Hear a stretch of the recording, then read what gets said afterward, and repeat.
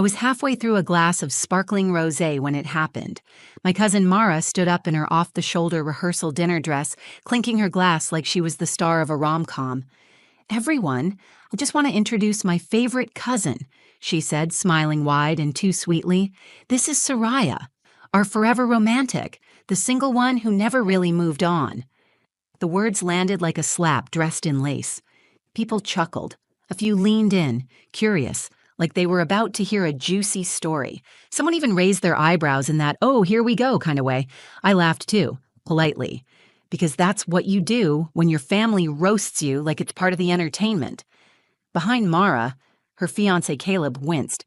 I caught it, just a flicker, but it was there. He knew she'd crossed a line. My mom, Jeanette, gave me that look. Half apologetic, half, "Why didn't you just bring a date like I told you?" My sister Ivy reached under the table and squeezed my hand. Her diamond wedding ring scratched against my skin. I said nothing, just smiled, nodded, and felt every set of eyes on me like stage lights. Then Caleb cleared his throat. All right, he said, trying to move things along. "Let's keep the roast light, folks. And now, before dessert, my best man would like to say a few words." Chairs shifted. Forks clinked. The mood shifted. I turned, curious who he meant, and then I saw him. Nico Valen, the best man. Tall, quiet, effortlessly composed, wearing a navy suit like it was tailored for him. He stepped forward from the back of the room, his glass raised. The sound of chatter dimmed, like the whole room instinctively knew something was about to happen. And then he said my name, out loud, clear, Soraya. Every head turned, every jaw slowly, silently dropped. In that moment, I didn't know what he was about to say. I didn't know if I was going to be humiliated again or if something entirely different was coming. All I knew was that the air shifted. He was looking at me, not around the room, not at Mara or Caleb, at me. And suddenly, I wasn't just the girl who never moved on. I was something else entirely. I hadn't wanted to come to the wedding. I told my mom I had a work deadline, told Ivy I felt a cold coming on, told myself it would be too weird, too soon, too everything. But the RSVP had been sent months ago, back when Ethan and I were still a we, before I found that text on his phone, before 3 years of planning a life together ended with me packing up his hoodie and toothbrush and dropping them off in a paper bag on his porch. So no, I didn't want to come, but I did. Because I'm polite. Because Mara is family, and because if I didn't show up, I knew I'd never hear the end of it. The wedding was being held at a vineyard in upstate New York, the kind with fairy lights strung between oak trees and a view so perfect it felt scripted. I drove up alone in my 10-year-old Honda playing an old playlist Ethan had made, then switching it off halfway through when I realized my jaw was clenched. By the time I pulled into the parking lot, I'd already told myself 3 things. Smile, don't drink too much, leave early. Inside the rehearsal dinner, everything was warm and golden. Candles flickered, soft jazz played. The room buzzed with the kind of chatter that comes with open bars and new dresses. I recognized everyone and felt invisible all at once. My mother, Jeanette, found me immediately. She air-kissed my cheek and stepped back, inspecting me like I was a dress she wasn't sure she liked anymore. "You look good," she said, adjusting my necklace, even though it didn't need adjusting. "But couldn't you have worn something with color? You always wear black." "It's navy. Still." Then came my sister Ivy, glowing in her newlywed confidence. She hugged me, genuinely happy, her pink lipstick leaving a perfect mark on my cheek. "You came," she whispered. "Of course I came." She gave me a sympathetic smile, the kind you give someone who you think is still broken. I didn't correct her. Let them all think what they wanted. Uncle Russ called out from across the table. "Soraya, you still living in that little apartment? Still writing about books instead of writing one?" He laughed. Everyone laughed. I nodded. "Yep, still turning commas into paychecks." Mara floated in not long after, already basking in bride energy. She wore white, obviously, even though it wasn't the wedding day yet. When she saw me, her eyes lit up, but not with kindness, with mischief. "My favorite cousin," she chirped, pulling me into a hug. "Look at you. Still single, still gorgeous. We're keeping your name in rotation for the bouquet toss, obviously." I forced a laugh. I'd always had this kind of relationship with Mara, competitive, tight-lipped, full of tension neither of us ever acknowledged. She was the type who always needed to win, even in family group chats. Behind her, Caleb, her fiancé, gave me a small, kind smile. Caleb had always been decent. We once bonded over a shared hatred of wedding planning apps. "How have you been?" he asked quietly as Mara flitted away. "I'm good." He tilted his head. "Are you really?" I shrugged. "Good enough." He didn't push. I appreciated that. The rehearsal dinner was a blur of place cards, wine refills, and bad toasts. I sat at the singles table, of course, next to a guy named Grant who claimed we met back in the day and said we should catch up later. Ivy leaned over once to whisper, "We can leave together if it gets weird." It was already weird. Being back with my extended family felt like stepping into a museum of who I used to be. Everyone still treated me like I was 25 and madly in love, like I hadn't aged, grown, or learned how to put myself back together after being left. They meant well, most of them. But their sympathy clung to me like perfume. Strong, sticky, and not quite right. Still, I smiled. I made small talk. I passed the mashed potatoes and said things like, "So exciting," and "You must be thrilled," and "What a beautiful dress." I did what I'd come to do, survive it. And then, just when I thought I could fade quietly into the background for the rest of the night, Mara stood up and said the thing that cracked the evening open like a dropped glass of champagne. "This is Soraya, our forever romantic, the single one who never really moved on." That's when I laughed. That's when people giggled. And that's when Caleb looked toward the back of the room and said, "Now, my best friend Nico would like to say a few words." My heart did something strange then. Not quite a jump, more like a jolt.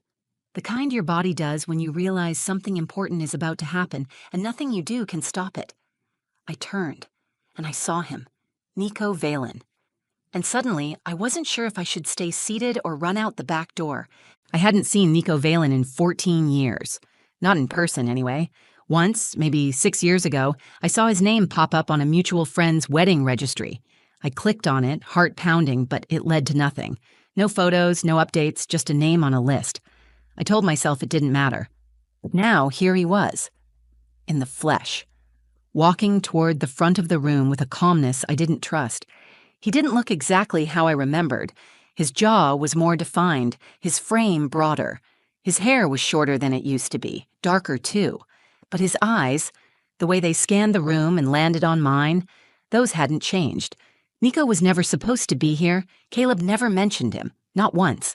Not during any family gathering, not in a single Instagram tag. I'd assumed they'd lost touch. Or maybe Caleb assumed I wouldn't show up and thought there was no harm in inviting him. Nico took the mic from the DJ and tapped it once. "Evening," he said. His voice was low, steady, a little deeper than I remembered. "I won't keep you long. Caleb asked me to speak, and when Caleb asks, you say yes, even when it terrifies you."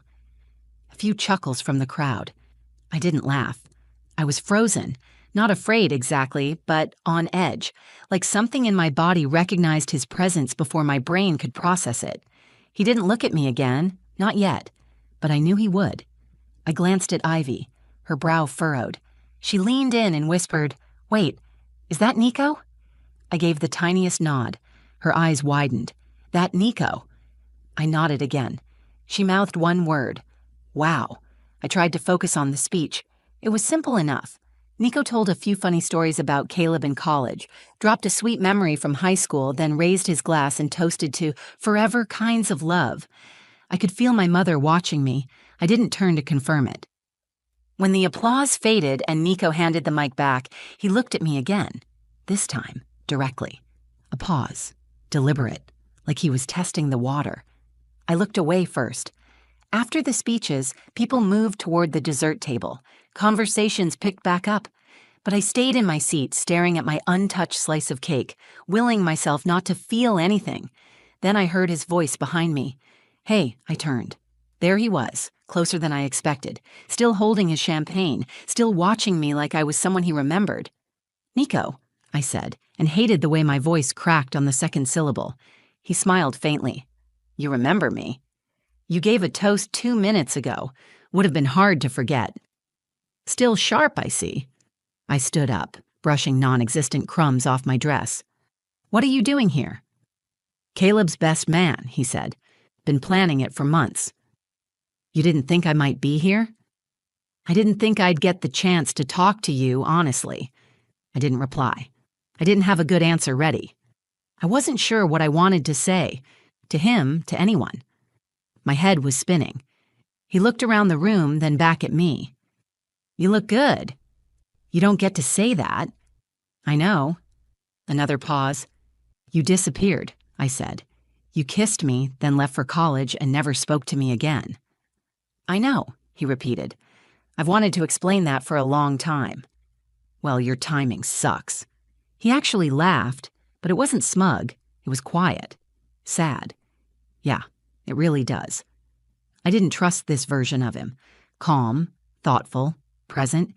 He used to be impulsive and wild, the kind of guy who ran barefoot across rooftops just to watch the sunrise, the kind of guy who said he'd write, and then didn't.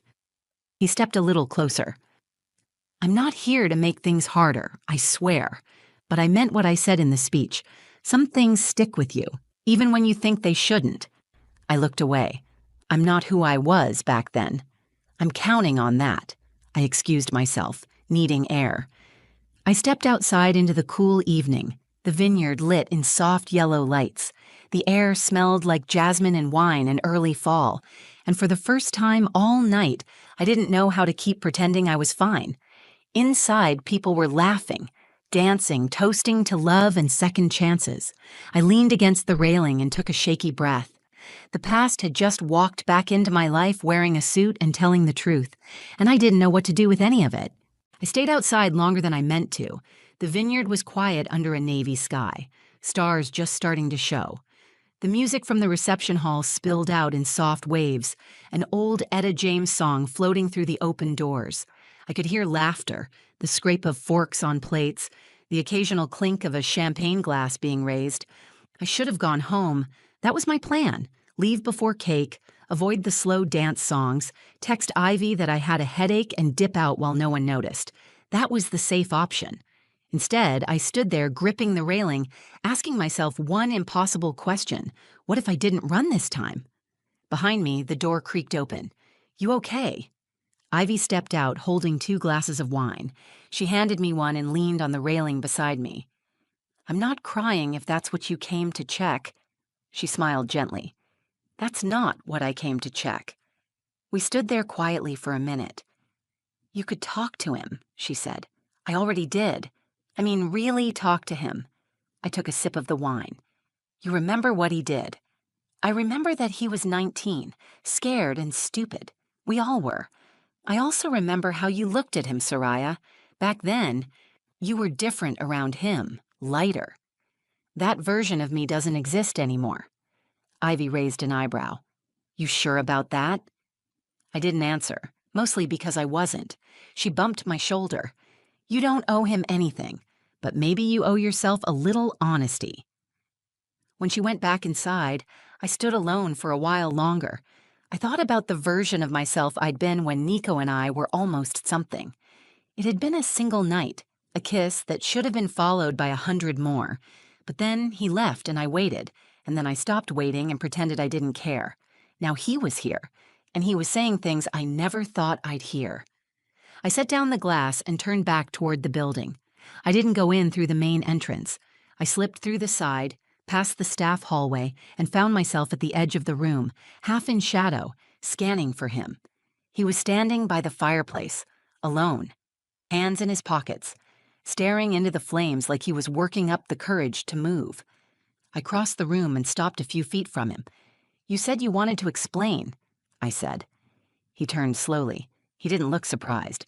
"I do," he said, "if you'll let me." "I'm listening." Nico took a breath. "I left for college, and I thought about you every single day after I did. I had your number. I even wrote out what I wanted to say, 12 different times. But every time I went to call, I panicked. I'd never felt anything that real before. I didn't think I deserved it. That doesn't make what you did okay." "I know it doesn't. And now, after all this time, you show up and give a speech like something out of a movie?" "I didn't plan the speech," he said. "I I wrote something else, something safe. But then I saw you, and everything I planned felt hollow. He paused. I'm not trying to rewrite the past, Soraya. I just want to stop pretending it didn't mean something. I crossed my arms. You could have reached out years ago. I know, he said, and I wish I had, but I'm here now. And if there's even a chance that you've wondered, just once, what it could have been like if I'd stayed, I had to say something. I studied him, the nervous shift in his stance, the sincerity in his voice, the part of him that looked like the boy I used to dream about and the man I didn't quite recognize. I could have shut him down.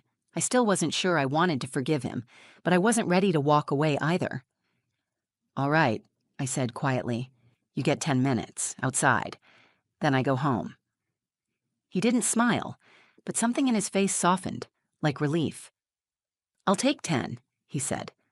We walked out together, past dancing relatives and second glasses of wine, and Aunt Cecily pointing at us like she'd predicted this all along. Outside, under the lights, we sat on the bench near the vineyard path, and for the first time in 14 years, I let myself listen, not as the girl he left behind, but as the woman who finally wanted to know why. We sat on that bench, the two of us, beneath strings of lights and a sky thick with stars. It smelled like grapevine and wood smoke. I could still hear the faint pulse of bass from the dance floor, but out here, the world felt quieter, slower, real. Nico didn't rush into his explanation. He sat beside me like someone who had finally stopped running, from the past, from guilt, maybe even from himself. I didn't leave because I didn't feel anything, he said. I left because I felt too much. I didn't respond. When I kissed you that night, I knew it was different, he continued. I knew if I stayed, I wouldn't be able to focus on anything else, and that scared me. I was a kid, Soraya. I didn't know how to carry something that real. You didn't even say goodbye. I know, he said, his voice low. That's the part that haunts me. I looked at him then, really looked. He wasn't trying to charm his way back in. He wasn't giving me a version of the truth that would make him look good. He was laying it out there, unsure of what I'd do with it. I let out a breath. I waited for you, for a while. I checked my phone every day. He nodded. I don't deserve your forgiveness. No, I said, you don't. The words hung between us, and then I added, but maybe you're not here for forgiveness. His eyes met mine. I'm here for honesty, and maybe, if I'm lucky, a second chance. I wasn't ready to answer that, not yet, but I didn't move away from him. Back inside, someone tapped on a glass. Music cut off. The crowd quieted. It was Caleb standing with a microphone.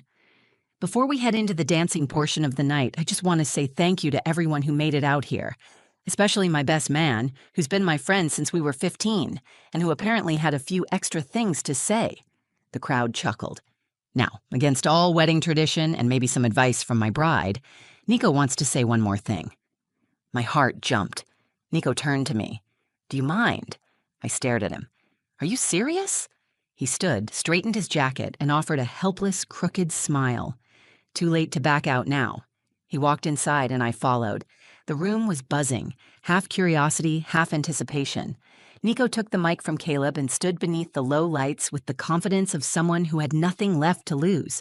Hi again, he began, scanning the room. Some of you know me. Most of you probably don't. But I'm not here to talk about Caleb this time. A few murmurs.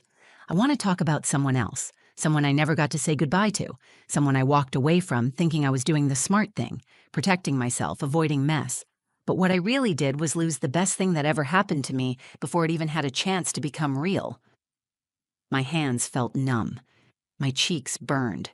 Every single person turned to look at me.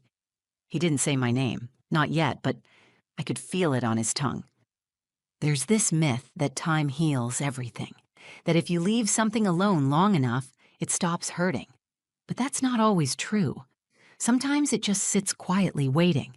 And when you finally face it, you realize it never stopped mattering. He glanced across the room, our eyes locked. I don't want to be the guy who runs anymore, he said. Not from love, not from regret, not from the people I've hurt. And if the person I'm talking about can hear me right now, I want her to know she changed me, and I'm standing here tonight because I want a second chance, Even if all I get is a conversation, I'll take it. Silence. No awkward laughter, no nervous chatter, just an entire room holding its breath. Aunt Cecily dropped her fork. Ivy leaned forward in stunned silence. Mara's mouth hung open slightly. And me? I stood there, blinking, breathing, completely unprepared for the storm of emotion inside me. Anger, hope, fear, longing, all crashing against each other like waves.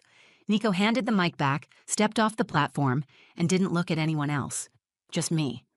As he walked toward me, my heart pounded so loudly I was sure people could hear it. But I didn't move. Not away. Not toward. I just stayed. And when he reached me, he stopped. I meant it, he said quietly. All of it. And for the first time in years, I didn't feel like the woman who'd been left behind. I felt like the person someone was finally willing to fight for. We didn't kiss. Not that night. After his speech, after every eye in the room turned toward me and the whispering swelled like a tide around us, I didn't fall into his arms or throw caution into the wind. That's not how real life works.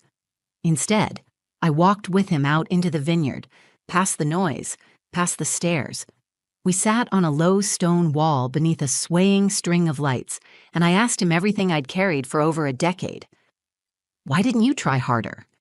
Why now? How do I know this isn't just nostalgia in a tux? And to his credit, Nico answered all of it, quietly, honestly, without flinching. He told me about the years he spent distracting himself, jobs, short relationships, cities that never felt like home. He told me about the therapy, the regrets, the night he ran into Caleb again at a conference and saw my name on a family group photo in his phone. He told me that he'd been afraid for years that I hated him, but what scared him more was the thought that I didn't think of him at all. He didn't ask for anything in return, not even forgiveness, just the space to speak, to own it. And in that space, something shifted. I didn't let go of my pain that night. It had been stitched into me slowly over time, and healing would be no different. But for the first time in years, I felt like I didn't have to carry it alone. We talked for over an hour, until the music faded and the lights flickered off one by one. Then he walked me to my car and said, "I'm not expecting anything, but if you ever want to see what this could look like now, not who we were, but who we are, I'll be around." I nodded. We'll see. That was it. No grand finale, no cinematic kiss under the stars, but it was something. 3 weeks later, I got a package in the mail. No return address, just my name in his handwriting. Inside was a copy of The Little Prince, our favorite book from high school, the one we used to quote back and forth during study hall. Inside, on the first page, he'd written, "What is essential is invisible to the eye, and sometimes we have to grow up to understand what we felt when we were young. Nico."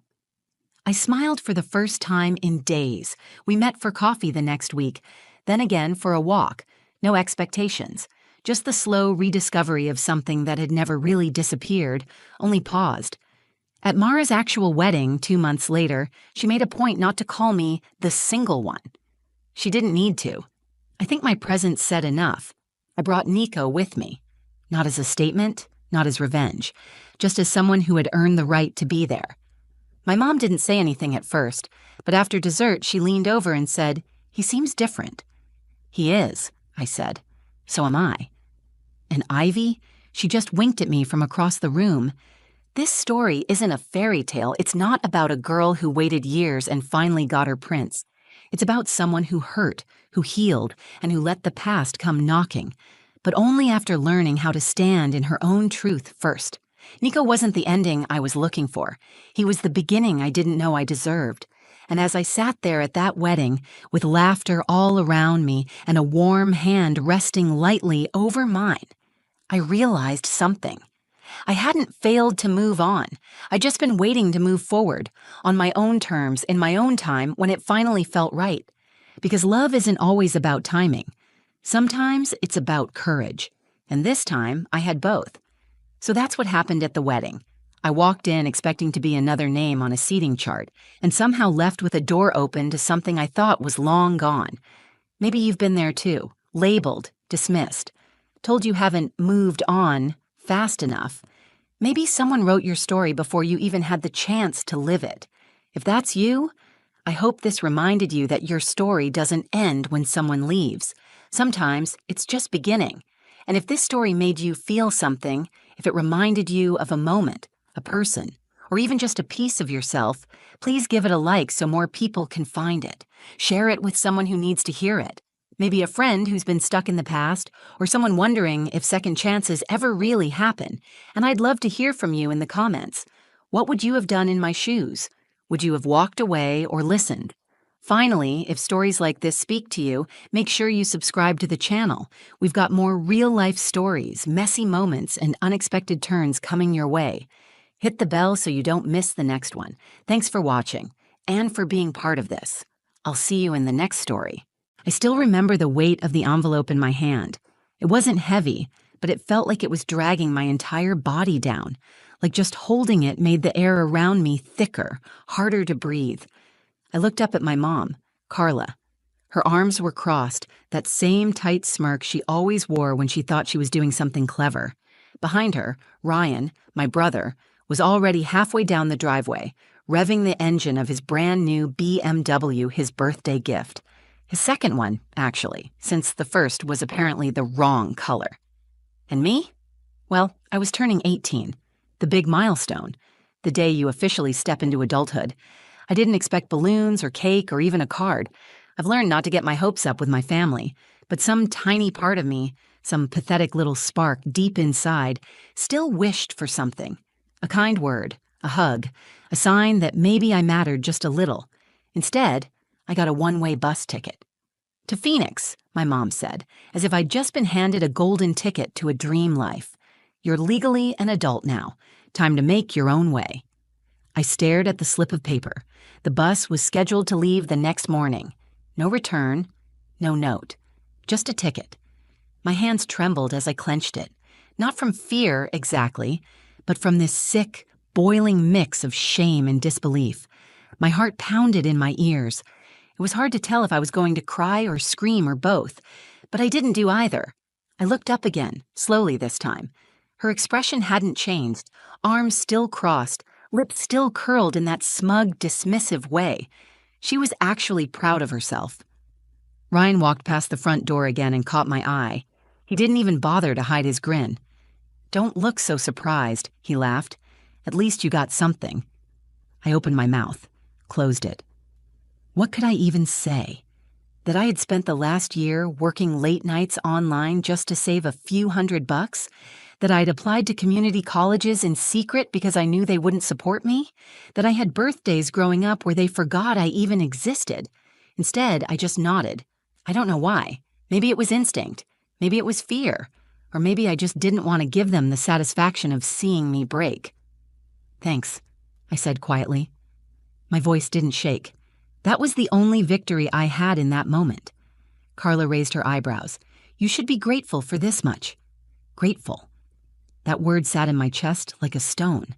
Was I supposed to be grateful for being pushed out like trash, left on the curb? I turned around and walked upstairs. My legs felt like they were moving on autopilot. My room, the same one I'd grown up in, suddenly looked smaller, colder. The posters on the wall felt childish. The bedding I picked out 2 years ago looked cheap. I sat down on the edge of the bed, ticket still in my hand. The silence was loud. The only sound was the ticking clock on my nightstand. Tick, tick, tick, like it was counting down to the moment I'd disappear. I stared at the wall for what felt like hours. My mind was racing but numb at the same time. Was I angry? Hurt? Relieved? Maybe all of it. Or maybe just done. Because somewhere in that silence, something inside me snapped. Not in a violent way. It was like a thread finally broke loose. I wasn't going to beg. I wasn't going to cry. I was going to leave. And they'd never see me the same again. The next morning, I watched the sun rise through the cracked blinds in my room, if I could even still call it mine. The light painted stripes across the floor, golden and soft, completely at odds with how I felt inside. I hadn't slept. Not even a minute. My suitcase sat zipped by the door, packed hours earlier with just the essentials, some clothes, my sketchbook, and the journal I kept hidden behind my dresser. It was strange. How calm I felt. like the grief had already burned itself out in the night and left only clarity behind. There was no dramatic goodbye. No, "I'll miss you." No one even came to check if I'd left. I walked down the stairs quietly. Carla sat at the kitchen island scrolling through her phone, sipping black coffee like it was just another Tuesday. She didn't even look up. "Bus leaves at 10, she muttered. "I know." Still, she didn't look at me. I guess eye contact would have made it too real. David, my father, wasn't even home. He'd left early for work, like he always did when things got uncomfortable. That was his thing. Disappear during the storm, reappear when it's sunny. I used to resent it, but now I just accepted it.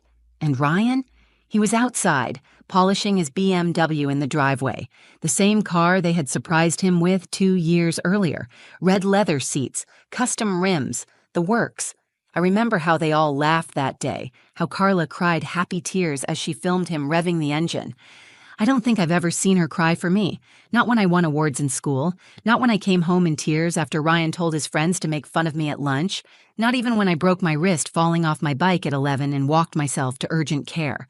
Carla was always good at detaching. She called it tough love. I called it absence.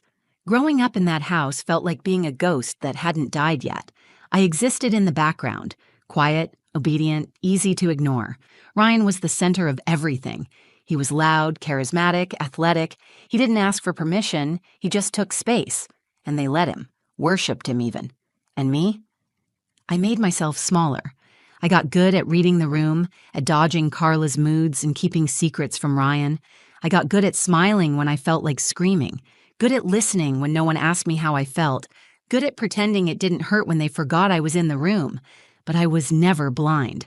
I saw the way Carla looked at Ryan, like he was proof that she'd done something right, and the way she looked at me, like I was a problem she hadn't solved yet. Sometimes I'd wonder if I reminded her of something she hated about herself, or maybe I was just too quiet to matter. The truth is, I stopped needing their approval long before that birthday. I'd been saving money from freelance art jobs, stashing it in a hidden account. I'd applied for online classes. I even started networking with people through small gigs. I wasn't sitting around waiting to be saved. I knew that wasn't coming, but I still wanted something from them. Maybe not love, but acknowledgement that I existed, that I mattered, that I wasn't just a shadow in Ryan's spotlight.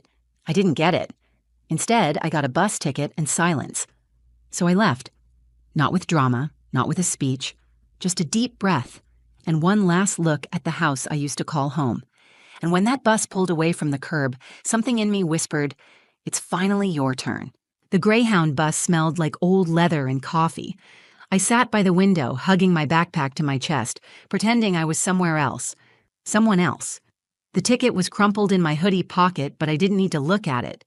Phoenix, a city I'd never seen, a future I wasn't sure I was ready for, but one I'd walk into with nothing left to lose. I didn't cry. Not on the bus. Not when the city skyline came into view. Not even when I stepped off with no one waiting on the other side. But I'd be lying if I said it didn't hurt. There's this ache that comes with realizing your family never wanted to know you. It's not sharp. It's dull and constant, like a bruise you forget about until someone bumps into it again. It flared every time I saw someone my age hugged by their parents or FaceTiming their moms. I'd scroll past happy family photos online and wonder what it was like to be chosen, to be kept. I rented a small room above a bakery. The owner, a kind woman named Ruth, barely asked questions when I paid up front for 2 weeks. I didn't have much, but I had enough, thanks to a few design gigs I'd landed online. Logo work, flyers, album covers. It wasn't glamorous, but it kept me afloat. And then there was Marianne. She had been one of my freelance clients, a tech founder based in Phoenix who liked my work ethic and said I had an old soul. When I emailed her explaining my situation, she responded within minutes. "Meet me," she wrote. "Tomorrow, 10 a.m., my office, wear confidence." So I did. Marianne was everything Carla wasn't.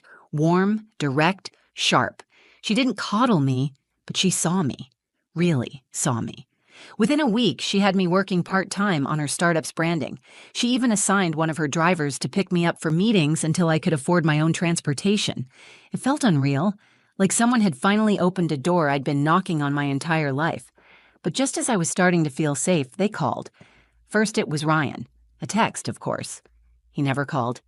"Dinner Saturday, everyone's home, you should come. Mom said so." Mom said so, as if that still meant anything. I stared at the message for a long time. My heart pounded, not from fear, but from anger. Not because I needed them, but because I knew they still thought I needed them. What did they expect? That I'd come crawling back, wide-eyed and desperate to be let in again?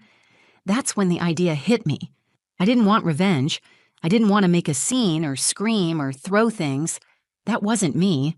But I did want them to see what they threw away, not as a plea, but as a mirror.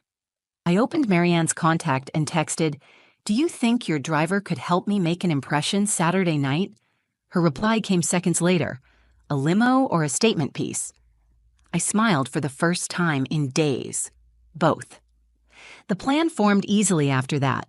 I'd show up at dinner, dressed in confidence, stepping out of a car that didn't scream wealth, but independence. Freedom, a message wrapped in luxury.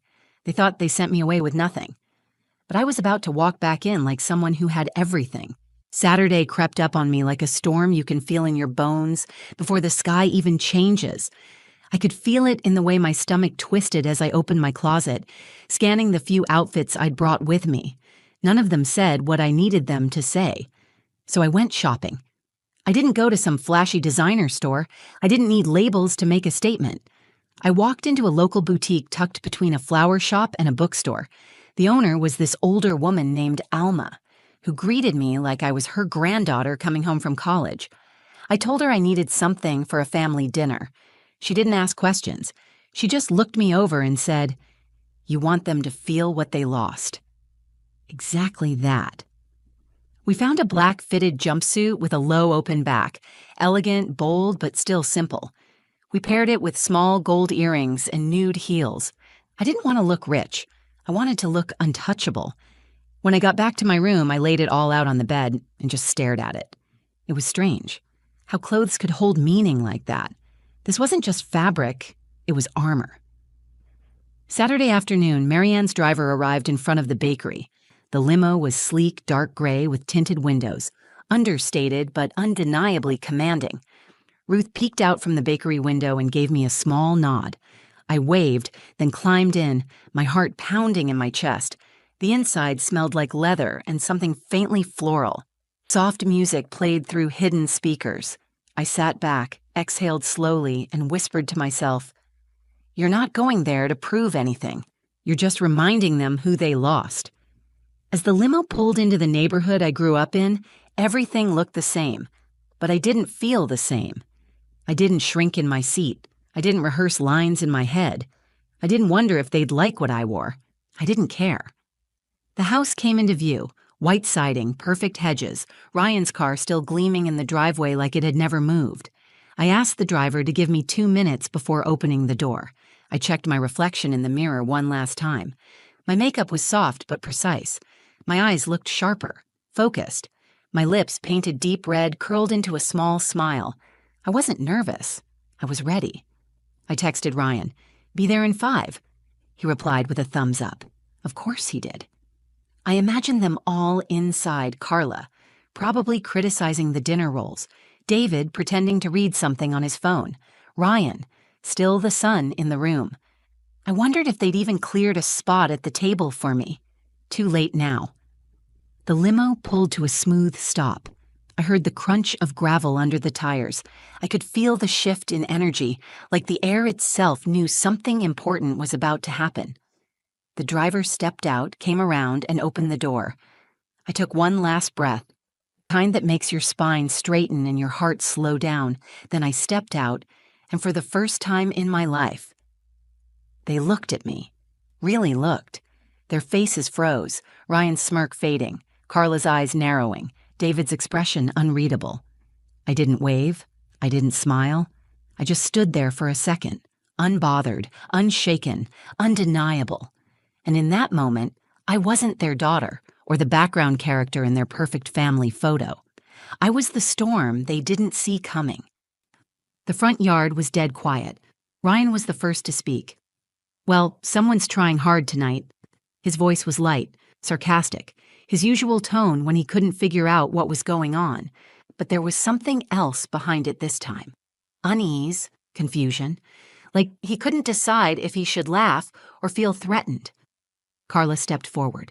She looked me up and down slowly, her arms crossing like armor, her lips pressed into that thin line I knew too well, her disapproval resting just beneath the surface.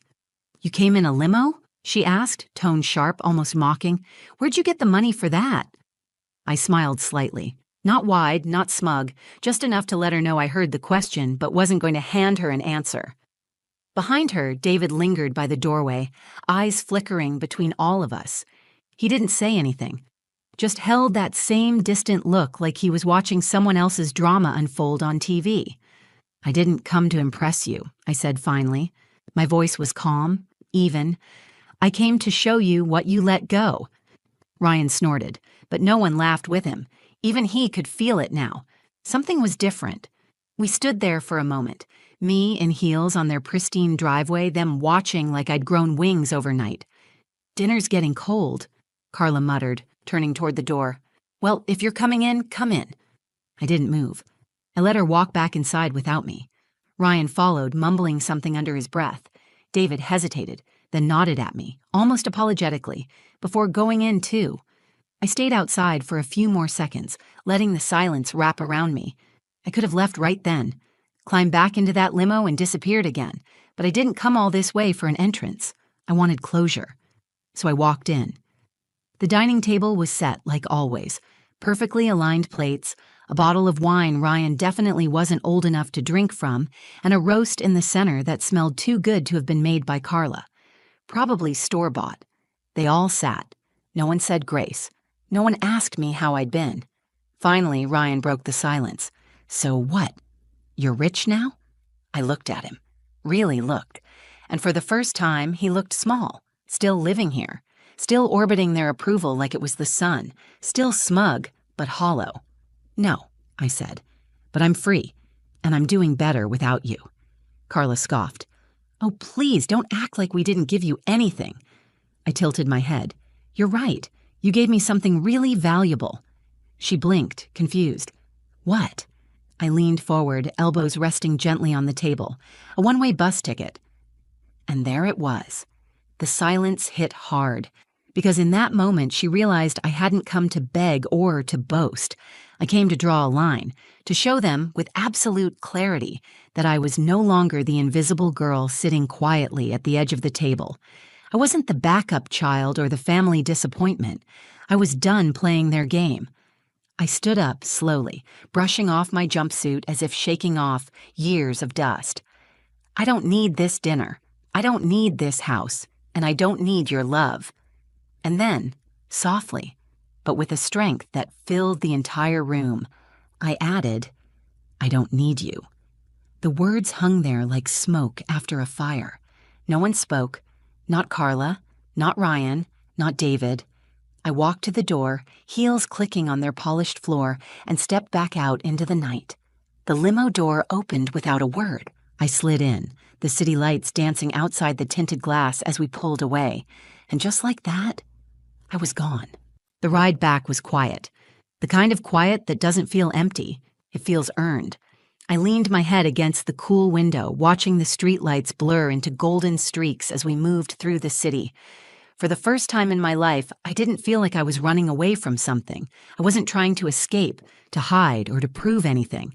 I was just at peace. I thought about that dinner, how none of them chased after me, how not a single person tried to stop me when I left. And it didn't hurt. That's what surprised me the most. There was no sting, no lump in my throat. Just a kind of quiet confirmation that I'd made the right choice. They never saw me. Not really. And maybe they never would. But I finally understood. That was their loss, not mine. I had spent so many years shrinking myself just to fit into a mold they never even designed for me. I twisted myself to be easier, quieter, more likable. I tried to earn their love like it was something I had to qualify for. But love shouldn't be something you have to chase. It should meet you where you are. I used to think that ticket was the cruelest thing they ever gave me, but now, it was the best thing that ever happened to me. That one-way bus ride was the beginning of my life. It forced me to start over, but on my own terms, to find out who I was without their shadows hanging over me, to discover how capable, how resilient, and how powerful I actually am. I don't live above the bakery anymore. A month after that dinner, I got promoted to creative lead at Marianne's startup.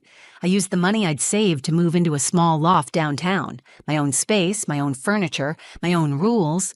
I even framed the ticket they gave me, the original one to Phoenix, and hung it by my front door as a reminder of where it all started. Do I talk to my family? Not really. David sent a message a few weeks later, something short, vague. "Hope you're doing well." I didn't respond. Ryan tagged me in an Instagram story once, some passive-aggressive quote about family always coming back. I muted him. Carla? Nothing. And honestly, I prefer it that way. I don't hate them. That would mean I'm still giving them something. I've just let go. Let go of needing them to say sorry. Let go of waiting for closure from people who wouldn't recognize it if it stared them in the face. I gave myself the closure. I gave myself the life I deserve. And if you're watching this, wondering if you'll ever feel strong enough to leave behind the people who made you feel small, just know this: you already are. You don't need permission to become the person you were meant to be. You don't need their approval, their applause, or their acknowledgement. You need you. The bus ticket wasn't a punishment. It was my freedom slip. And the limo? That wasn't revenge. It was a full circle moment. A quiet declaration. Not, "Look at me now," but "I see myself now," and that's all I ever really needed. So no, I didn't get the car. I got something better. I got away. Thank you for listening to my story. If you've ever felt like the outsider in your own family, like you were never enough, or constantly compared or invisible, just know you're not alone, and your story doesn't end where theirs left off. Sometimes the greatest gift life gives us comes disguised as rejection. Sometimes the people who push us away are just making space for us to finally step into who we're meant to be. You owe no one your silence. You owe no one your pain. But you owe yourself the chance to start over. And if you're holding your own metaphorical ticket, whatever that looks like, just know it might be your way out, but it's also your way in, into freedom, into power, into peace. This isn't just my story. It could be yours too. And if it is, I hope you run with it.